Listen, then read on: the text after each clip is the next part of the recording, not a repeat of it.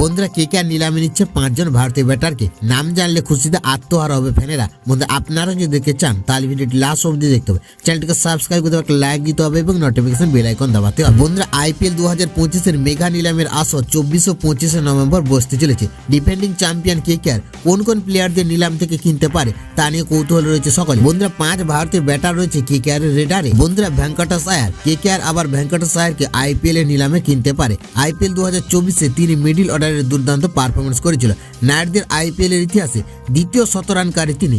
তার batting bowling দক্ষতার জন্য ফের তার জন্য নিলামে ঝাঁপাতে পারে কেকেআর। বন্ধুরা ঈশান কিষান, কেকেআর যদি একজন ভারতীয় উইকেটরক্ষক ব্যাটসম্যানের প্রয়োজন হয় তাহলে ঈশান কিষান হতে পারে দারুণ বিকল্প।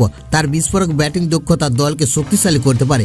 এমনকি কেকেআর অধিনায়ক হিসেবে বিকল্প হতে পারেন ঈশান কিষান। নীতিশ রানা 2018 সাল থেকে কেকেআরে ছিলেন নীতিশ রানা। প্রায় প্রতি বছর ধারাবাহিকভাবে রান করে গিয়েছেন তিনি।